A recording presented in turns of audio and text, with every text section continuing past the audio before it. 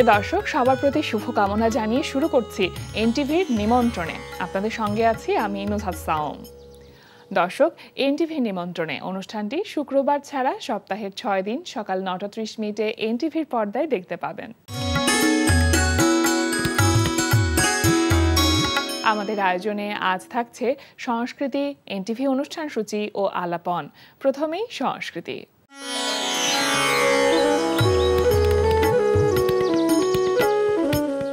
Alias প্রসেসের gallery জুমে অনুষ্ঠিত হচ্ছে মোহাম্মদ হাশেমের প্রথম একক চিত্রকলা প্রদর্শনী দৃশ্য অদৃশ্য। প্রতিদিন বিকেল 3টা থেকে রাত 9টা এই সময়ে প্রদর্শনী চলবে 22 নভেম্বর পর্যন্ত। ডাকসু ও বিপ্লবী সাংস্কৃতিক ঐক্যের আয়োজনে আগামীকাল ঢাকা বিশ্ববিদ্যালয় চারুকলা অনুষদের বকুলতলায় দিনব্যাপী অনুষ্ঠিত হবে পহেলা অগ্রহায়ণ আদি নববর্ষ 1432 বঙ্গাব্দ। লালমাটিয়ার কলাকেন্দ্রে অনুষ্ঠিত হচ্ছে 70 দশক থেকে 90 দশকের শিল্পকর্ম প্রদর্শনী ফিরে দেখা। প্রতিদিন বিকেল 4টা থেকে রাত 8টা এই সময়ের প্রদর্শনী চলবে 15 নভেম্বর পর্যন্ত। ধানমন্ডির বেঙ্গল শিল্পালয়ে অনুষ্ঠিত হচ্ছে শিল্পী ইয়াসমিন জাহান নূপুরের একক চিত্রকলা প্রদর্শনী আনরিভেইলিং সাইলেন্স। প্রদর্শনী চলবে 22 নভেম্বর পর্যন্ত। এবার এনটিভি অনুষ্ঠান সূচি। এবার জানিয়ে দিচ্ছি এনটিভির আজ রাতের বিশেষ বিশেষ অনুষ্ঠানগুলির সময়সূচি। সন্ধ্যা 6:15 থাকছে সমসাময়িক বিষয় নিয়ে অনুষ্ঠান সংলাপ প্রতিদিন।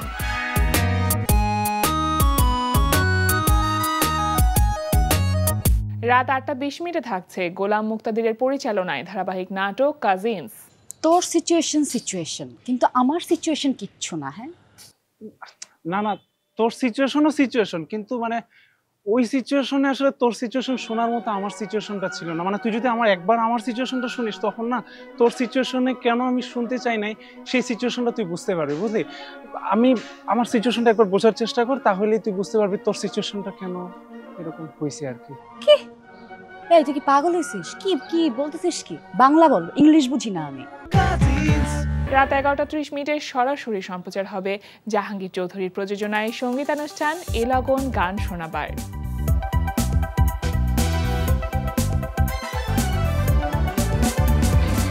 এই ছিল এনটিভির আজ রাতের বিশেষ বিশেষ অনুষ্ঠানগুলির সময়সূচি। এবার আলাপন। ডাকসু ও বিপ্লবী সাংস্কৃতিক ঐক্যের আয়োজনে আগামীকাল ঢাকা বিশ্ববিদ্যালয়ের চারুকলা অনুষদের বকুলতলায় দিনব্যাপী অনুষ্ঠিত হবে পহেলা অগ্রহায়ণ আদি নববর্ষ 1432 বঙ্গাব্দ। প্রিয় দর্শক, উৎসবটি নিয়ে কথা বলতে আজ আমাদের সঙ্গে আছেন বিপ্লবী সাংস্কৃতিক ঐক্যের আহ্বায়ক এবং আবৃত্তি শিল্পী মৃন্ময় মিজান। শুভ সকাল। শুভ সকাল। কেমন আছেন ভাইয়া? আছি আলহামদুলিল্লাহ, ভালো। যেমনটি বলছিলাম, আমি তো ভীষণ ভালো আছি এবং খুবই ভালো লাগছে এই বিষয়টি জেনে যে পহেলা অগ্রহায়ণ আদি নববর্ষ 1432 বঙ্গাব্দ আগামীকাল চারুকলা অনুষদের বকুলতলায় অনুষ্ঠিত হতে যাচ্ছে। একটু আয়োজনটি সম্পর্কে জানতে চাইবো, যেহেতু এটি দ্বিতীয়বারের মতন আয়োজন, নতুন আর কি থাকছে, সবকিছু মিলিয়ে আসলে আয়োজনটি কেমন হতে চলেছে? আমাদের প্রস্তুতি বেশ ভালো। আমরা আগামীকাল সকাল 10টায় রংতুলিতে নবান্ন শিরোনামে একটা অনুষ্ঠান করব। সেখানে ছবি আঁকা হবে। নবান্ন এবং জুলাইকে নিয়ে চারুকলার প্রবীণ শিক্ষক এবং বর্তমান ছাত্র ছাত্রীরা ছবি আঁকবেন। আর 11টায় আমরা একটা র্যালি করব। আচ্ছা। র্যালিটা শাহবাগ থেকে টিএসসি ঘুরে আসবে। এখানে কয়েকটা মোটিভ থাকবে, তারপর গ্রাম বাংলার বিভিন্ন ধরনের মানুষের জীবন যাপনের উপস্থাপন থাকবে র্যালিতে। আর 3টায় আমাদের মূল পর্ব অর্থাৎ সাংস্কৃতিক অনুষ্ঠান শুরু হয়ে যাবে। এর মধ্যেই আমাদের যারা অতিথিরা থাকবেন তাদের কিছু কথা শুনবো। সন্ধ্যার পরে আমাদের আমন্ত্রিত শিল্পীরা থাকবেন, দেশবরেণ্য বিভিন্ন শিল্পীরা, ওনারা সঙ্গীত পরিবেশন করবেন। এর সকল ধরনের সঙ্গীত রাখার আমরা চেষ্টা করছি। ভাটিয়ারি, ভাওয়াইয়া, তারপরে পালা গান, জারি, এগুলো রাখার চেষ্টা করছি। মানে বাংলাদেশের যত লোকসঙ্গীতের ভান্ডার আছে সেইখান থেকে অল্প কিছু যদি পরিবেশন করা যায়। সকাল 10টা থেকে রাত 10টা পর্যন্ত এই আয়োজন চলবে। আমি একটু জানতে চাইবো, যেহেতু এটি দ্বিতীয়বারের মতন এই আয়োজনটি হতে চলেছে আগামীকাল, এর আগের বছর যখন আয়োজনটি করেছিলাম তখনকার সাথে এবারের আয়োজনের আসলে পার্থক্য কোথায়? কোনো সংযোজন বা বিয়োজন হচ্ছে কিনা? গত বছর একটু সীমিত পরিসরে আমরা করেছিলাম। গত বছর যেহেতু একবারে শুরু করেছিলাম, সেখানে আমাদের একটা সেমিনার ছিল, যে সেমিনারে আমরা যেমন এই উৎসবটা তো সবাই নবান্ন উৎসব নামে চিনে, হ্যাঁ, তো আদি নববর্ষ কেন বলছি, জি এই বিষয়টা আমাদের সেমিনারে আলোচনা হয়েছিল। মূলত আমরা তো এখন পহেলা বৈশাখকে নববর্ষ হিসেবে জানি, কিন্তু পহেলা বৈশাখ হওয়ার আগে পহেলা অগ্রহায়ণ ছিল আমাদের নববর্ষ, অর্থাৎ নববর্ষের উৎসবটাই, নবান্ন উৎসবটাই ছিল আমাদের নববর্ষের উৎসব। আচ্ছা তো এটা এখনকার প্রজন্ম অনেকটা ভুলে গেছে, নবান্ন উৎসব হিসেবে জানে।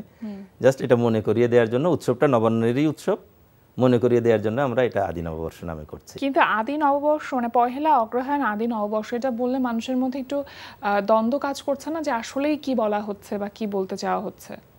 পহেলা অগ্রহায়ণ আদি নববর্ষ, এটা পহেলা অগ্রহায়ণ আমরা নর্মালি নবান্ন উৎসবটা পালন করা হয়, নতুন ধান ওঠে সেই ধানকে নিয়ে নবান্ন উৎসব, মানে নবান্ন উৎসব বা আমানি উৎসব বলা হতো। এই উৎসবটা ছিল আমাদের নববর্ষের উৎসব, প্রধান উৎসব।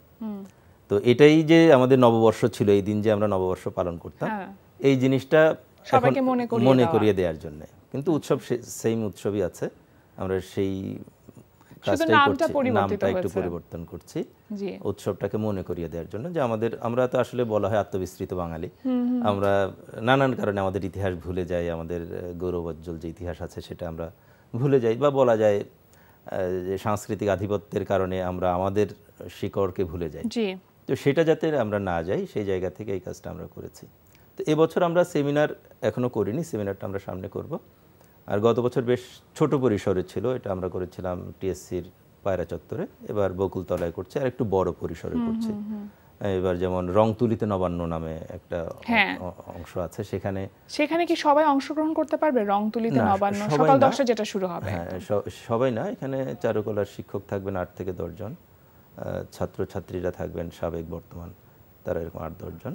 তারা নবান্ন এবং জুলাই, যেহেতু জুলাইয়ের পরেই আমাদের এই নতুন বাংলাদেশ, সেজন্য জুলাই থিমের উপরে এবং নবান্ন থিমের উপরে ওনারা ছবি আঁকবেন। আচ্ছা, তার পরবর্তীতে আদি নববর্ষ আনন্দ যাত্রা যেটা, সেটা তো সবার জন্য। এটা সবার জন্য, এটা সবার জন্য। আমরা র্যালিটা একটু বৈচিত্র্য আনার চেষ্টা করেছি। গত বছর যেমন আমাদের কোনো মোটিভ আমরা রাখি নাই, এবছর 3টা মোটিভ রেখেছি। মোটিভগুলো আমাদের চারুকলার যারা সাবেক শিক্ষার্থী আছেন বা বর্তমান টিচার আছেন, তাদের সহযোগিতায়, তাদের পরামর্শে 3টা মোটিভ বানিয়েছি।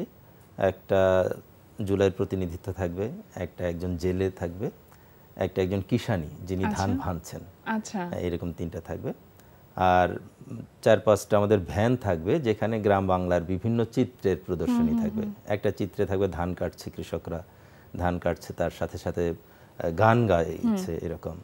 একটা ইয়েতে থাকবে জারি, একটা থাকবে কবি গান, একটা থাকবে রসের হাড়ি নিয়ে যাচ্ছে। মানে গ্রাম বাংলার যত রকম ঐতিহ্য আছে, আমাদের যে সমৃদ্ধ ভান্ডার, সেগুলোকে আপনারা উপস্থাপন করার চেষ্টা করছি র্যালিতে। এই যে গ্রামীণ মেলা যেটা শুরু হবে, মানে দিনব্যাপী চলবে, আমরা তো গ্রামীণ মেলা বললেই একটা কল্পনা আমাদের ভেতরে চলে আসে, সেই যে গ্রামীণ মেলার একটা পরিবেশ, মানে সেটা আসলে বাস্তবায়ন করতে গিয়ে বা সেটা উপস্থাপন করতে গিয়ে আসলে কি কি ভাবনা আপনাদের মাথায় কাজ করেছে?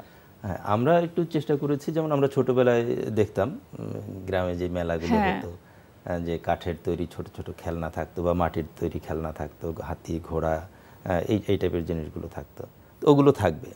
তারপর বাঁশ বেতের তৈরি বিভিন্ন সরঞ্জাম, যেগুলো হয়তো ঘরে সাজানোর জন্য আমরা রাখি, কিন্তু গ্রামে এগুলো কাজে ব্যবহৃত হয়, তো ওর একটা ইয়ে থাকবে। তারপর জামদানি, আমাদের ঐতিহ্যের জামদানির একটা স্টল থাকবে। এরকম আমরা 6টা, খুব বড় করে করার তো আসলে সুযোগ নেই চারুকলার একটা জায়গায়, আমরা এরকম 6টা স্টলের ব্যবস্থা রেখেছি। তারপর গ্রামীণ, এই যে শীতের সময় যেহেতু পিঠাপুলির বিষয় থাকে, এটা পিঠাপুলির বিষয়টা একেবারে নবান্নের সাথেই অঙ্গাঙ্গিভাবে জড়িত, অন্যতম একটা বিশেষ বৈশিষ্ট্য শীতের। হ্যাঁ, তো পিঠাপুলিরও একটা ইয়ে থাকবে, স্টল থাকবে। বিপ্লবী সাংস্কৃতিক ঐক্য এবং ডাকসুর আয়োজনে এই আয়োজনটি আগামীকাল হতে চলেছে। আমি তো জানতে চাইবো আপনাদের প্রস্তুতি আসলে কতদিন আগে থেকে নেওয়া হয়েছিল, বা প্রস্তুতি নেবার সময় কোন কোন বিষয়গুলো আপনারা মাথায় রেখেছিলেন? আচ্ছা, আমাদের প্রস্তুতিটা বলা যায় গত বছর থেকেই। গত বছর আমরা যখন করলাম, তারপর পরই আমরা ঠিক করে ফেলেছি যে আগামী বছরই করব। এটা নিয়ে আমরা মানে মূলত হচ্ছে যে মানুষকে জানানোর যে বিষয়টা, এটা নিয়ে যাতে লেখালেখি হয়, পত্রপত্রিকায় লেখালেখি হয়, যারা বিভিন্ন জায়গায় কথা বলেন তারা যেন তাদের বন্ধু মহলে, জানাশোনা পরিসরে যাতে এই বিষয়টা নিয়ে কথা বলেন, এই আলাপগুলো চলছিল।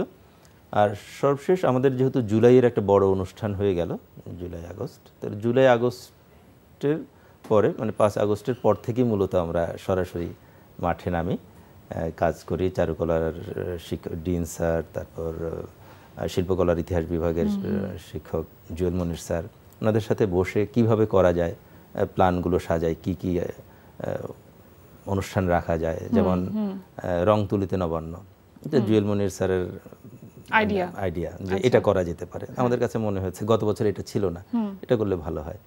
তারপর মোটিভ আমরা দেখেছি শুধু পহেলা বৈশাখে থাকে, তো স্যার বললেন যে এটার সাথেও তো যায়, তোমরা এটা করতে পারো। আচ্ছা, তো আমরা সবাই মিলে চিন্তা করলাম যে হ্যাঁ এটা করা যায়। তার মানে অনেক দিনের প্রস্তুতি ছিল আপনাদের বলা যেতে পারে, এবং তার মানে গুছিয়ে কাজ করা হচ্ছে। গত বছর রেসপন্সটা কেমন পেয়েছিলেন? গত বছরও ভালো রেসপন্স ছিল, গত বছর আরেকটা সুবিধা ছিল, ওদিন ছিল ছুটির দিন। আচ্ছা, এবার আবার অফিস ডে, তারপর আমরা আশা করছি ভালো রেসপন্স পাওয়া যাবে অবশ্যই। আর যেহেতু ডাকসু এখানে জড়িত আছে, ডাকসুর একটা বড় অংশগ্রহণ থাকবে এখানে। ভাই, আপনার কাছ থেকে একটি কবিতা শুনতে চাইবো, যেহেতু আপনি আবৃত্তি শিল্পী, সুতরাং কবিতা শুনবার ইচ্ছেটা তো হবেই। যতীন্দ্রনাথ সেনগুপ্তের নবান্ন নিয়ে কবিতা। নবান্ন। এসেছো বন্ধু, তোমার কথাই জাগছিল ভাই প্রাণে, কাল রাতে মোর মই পড়ে গেছে ক্ষেত ভরা পাকা ধানে। ধান্যের ঘ্রাণে ভরা ঘ্রাণে শুভ নবান্ন আজ, পাড়ায় পাড়ায় উঠে উৎসব, বন্ধ মাঠের কাজ। লেপিয়া আঙিনা দেয় আলপনা ভরা মরাইয়ের পাশে, লক্ষ্মী বোধহয় বাণিজ্য তেজি এবার নিবসে চাষে। এমন বছরে রাতারাতি মোর পাকা ধানে পড়ে মই, দাওয়ার খুঁটিতে ঠেস দিয়ে বসো, সে দুঃখের কথা কই। বৈশাখ জ্যৈষ্ঠী আষাঢ় শ্রাবণ ভাদ্র আশ্বিন, আশা আতঙ্কে খেয়াল ছিল না কোথা দিয়ে কাটে দিন। বিপ্লবী সাংস্কৃতিক ঐক্য, যেটার আহ্বায়ক আপনি, তো এটা আসলে কবে থেকে শুরু হয়েছিল এবং এটার উদ্দেশ্যটা কি ছিল? এত বড় একটা গণহত্যা হয়ে গেল আমাদের চোখের সামনে, কিশোররা মারা গেল, জীবন দিয়ে আমাদেরকে উদ্ধার করলো। এখন তাদের এই বিজয়টাকে যদি আমরা ধরে রাখতে না পারি, তাহলে ইতিহাস কখনো আমাদের ক্ষমা করবে না। এই জায়গা থেকে বাংলাদেশের কালচারাল অঙ্গনকে ফ্যাসিবাদ মুক্ত করার প্রত্যয় নিয়ে বিপ্লবী সাংস্কৃতিক ঐক্য যাত্রা শুরু করে 16 আগস্ট। এবং 17 আগস্ট আমরা প্রথম আমাদের অনুষ্ঠান করি মুক্ত করো ভয়। তখনও কিন্তু একটা ভয় জাঁকিয়ে বসেছিল মানুষের মধ্যে, কি হচ্ছে কি হবে না হবে, যে কারণে আমরা শিরোনাম দিয়েছিলাম মুক্ত করো ভয়। এবং এই শিরোনামে আমরা বেশ কয়েকটা অনুষ্ঠান করি। আচ্ছা, আপনার মনে থাকবে যে বিপ্লবের পরপরই হঠাৎ করে সারা দেশব্যাপী কাওয়ালি গানের একটা জোয়ার শুরু হয়েছিল। ওটা আমরা করেছিলাম কি কারণে? এই ফ্যাসিস্টরা যখন ছিল ক্ষমতায়, টিএসসিতে একটা কাওয়ালি গানের উৎসব করতে চেয়েছিল ঢাকা বিশ্ববিদ্যালয়ের কিছু ছাত্র। তাদেরকে পিটানো হয়, তাদের মঞ্চ ভাঙচুর করা হয়। ওটার প্রতিবাদ হিসেবেই আমরা আমাদের প্রথম অনুষ্ঠানে কাওয়ালি রাখি। এবং সেই আয়োজনটা ছিল সিলসিলা নামে একটা সংগঠনের, তাদেরকেও আমরা রাখি। কাসিদা নামে আরেকটা সংগঠন আছে, তাদেরকেও রাখি। এবং এই অনুষ্ঠানের পরপরই দেখা গেল যে মানে সারা দেশে ছড়িয়ে গেছে, যে অনুষ্ঠানটা ভাইরাল হয়ে গেল কাওয়ালিগুলো। তারপর প্রায় 3 থেকে 3.5 মাস আমরা দেখেছি যে পুরো কাওয়ালি জ্বরে আক্রান্ত সারা দেশ। একটু ভাইয়া আপনার আবৃত্তির প্রসঙ্গে আসতে চাই, যে দীর্ঘদিন হলো তো আবৃত্তির সাথে আপনি আছেন। এই যে একটা ভালোবাসা, একটা প্রেম আবৃত্তির জন্য, এখনকার সময় ছেলে মেয়েদের মধ্যে সেটা আসলে কতটুকু দেখেন, তারা আসলে কতখানি আগ্রহ প্রকাশ করে কবিতার জন্য, আবৃত্তির জন্য? আচ্ছা, আমি যদিও আবৃত্তির লোক, শিল্প সাহিত্যের লোক, কিন্তু আসলে আমরা এমন একটা ভূগোলে অবস্থান করছি, আমাদের চারপাশে এমন একটা দেশ অবস্থান করছে, এখানে আসলে এই আবৃত্তি বলি বা শিল্প সাহিত্য বলি, এগুলো চর্চা করা এক ধরনের বিলাসিতা। তো তারপরও এগুলো করতে হয়, মানুষের সুকুমার বৃত্তিকে জাগিয়ে রাখার জন্য এগুলো করতে হয়। আমরা যখন করেছি তখনও যে খুব বেশি ছেলেমেয়েরা আবৃত্তি করতো এরকম না, এখনও যে খুব কম করছে এরকম না, আসছে সবাই সবার ইন্টারেস্টের জায়গা থেকে আসছে। এখনও দেখা গেছে আমি একটা কর্মশালা, গত বছর আমরা একটা কর্মশালা ডাক দিয়েছিলাম, 1500 ছেলে মেয়ে রেজিস্ট্রেশন করেছে। আচ্ছা, তার মধ্যে প্রায় 800 ছিল আমার আবৃত্তির জন্য। তো এই বিপ্লবের পরপরই এত ছেলে মেয়ের আগ্রহ প্রকাশ করেছে, তার মানে এখন কম আসছে এরকম বলা যায় না। তবে ওই যে ধৈর্যের একটা অভাব হ্যাঁ, আছে। এটা তো একটা চর্চার মধ্যে দিয়ে যেতে হয় যে দীর্ঘদিন। কোনো একটা শিল্পে সফল হতে গেলে দীর্ঘদিনের একটা জার্নি আছে। সেটা আমাদের সময়ও দেখেছি। আমরা যারা শুরু করেছি একসাথে হয়তো 50-60 জন, টিকেছি 1 থেকে 2 জন। সেটাই, একদম। এটা সব সময়ের জন্যই এটা সত্যি। সবসময়ের জন্যই। কারণ কে কতটুকু ধৈর্য নিয়ে এগিয়ে যেতে পারে সেটাই সবথেকে মূল চ্যালেঞ্জ। একেবারে শেষের দিকে চলে এসেছি ভাইয়া, আপনার কণ্ঠে আরো একটি আবৃত্তি শুনতে চাইবো। কোন কবিতাটি শোনাবেন? আচ্ছা, এই নবান্ন নিয়েই যেহেতু বিষয়, আমরা সুকান্ত ভট্টাচার্যের আরেকটা কবিতা আছে এই নবান্নে, এটা অংশটুকু পড়ি। এই হেমন্তে কাটা হবে ধান, আবার শূন্য গোলায় ডাকবে ফসলের বান। পৌষ পার্বণে প্রাণ কোলাহলে ভরবে গ্রামের নীরব শ্মশান। তবু এ হাতে কাস্তে তুলতে কান্না ঘনায়, হালকা হাওয়ায় বিগত স্মৃতিকে ভুলে থাকা দায়। গত হেমন্তে মরে গেছে ভাই, ছেড়ে গেছে বোন। পথে প্রান্তরে খামারে মরেছে যত পরিজন। নিজের হাতের জমি ধান বোনা, বৃথাই ধুলোতে ছড়িয়েছে সোনা। কারোরই ঘরেতে ধান তোলবার আসেনি শুভক্ষণ। তোমার আমার ক্ষেত ফসলের অতি ঘনিষ্ঠ জন। অনেক অনেক ধন্যবাদ ভাই আপনাকে। পহেলা অগ্রহায়ণ আদি নববর্ষ আগামীকাল যেটা অনুষ্ঠিত হতে যাচ্ছে বকুলতলায়, সেজন্য অনেক অনেক শুভকামনা রইল। আজকে আমাদের আয়োজনে আসবার জন্য আপনাকে অসংখ্য ধন্যবাদ। আপনাদেরকে ধন্যবাদ আমাকে এইখানে আমন্ত্রণ জানানোর জন্যে। আর সবার প্রতি আমন্ত্রণ থাকবে, আসুন আগামীকাল চারুকলার বকুলতলায় দিনব্যাপী আমাদের এই উৎসবে শরীক হন। অবশ্যই।